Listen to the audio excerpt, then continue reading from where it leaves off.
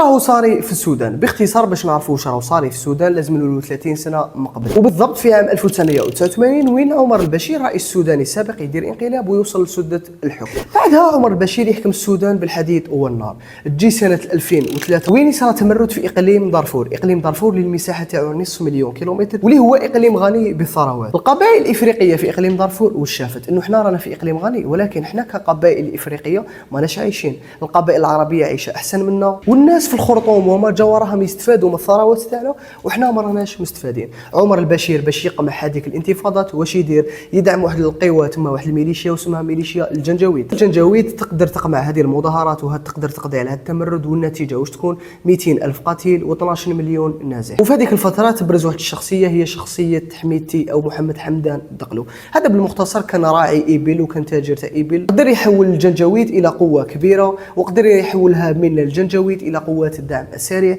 كان يدعم فيه نظام البشير باش يضمن له النفوذ تاعو تما والاستقرار في دارفور.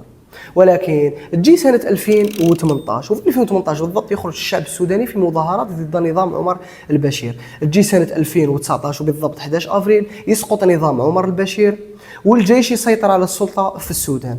بعدها يوصل اتفاق مع قوة مدنية تماك ويديروا عبد الله حمدوك، هذا اللي كتشوفوا فيه الآن، رئيس للوزراء. بعد ما داروا عبد الله حمدوك رئيس للوزراء بعدها بمدة صغيرة وبالضبط في عام 2021 كل من حميتي اللي هو القائد تاع قوات الدعم السريع اللي راهي قوة عسكرية كبيرة، وفي الجانب الآخر عبد الفتاح البرهان قائد الجيش السوداني ينقلبوا على القوى المدنيه في السودان ويسموا هذا الانقلاب بتصحيح المسار او اعاده المسار الى الديمقراطيه. وهنا كما كتشوفوا انه حميتي وعبد الفتاح البرهان راهم صحاب وراهم اصدقاء، ولكن كيفاش ينقلبوا على بعضهم؟ باختصار عبد الفتاح البرهان واش كان حاب؟ كان حاب انه قوات الدعم السريع تندمج في الجيش السوداني وتولي جزء من الجيش السوداني، ولكن في الجانب الاخر حميتي ما راهوش حابات الحاجه. علاش؟ لانه بالنسبه ليه هو القوات تاعو لازم يكون هو اقوى شخص، ولو اندمج في الجيش السوداني ما راحش يكون بالقوه اللي كتكون بالقوه تحت يده. وهنا وبالضبط في عام 2023 يبدا الصدام ما بين هاد الشخصين.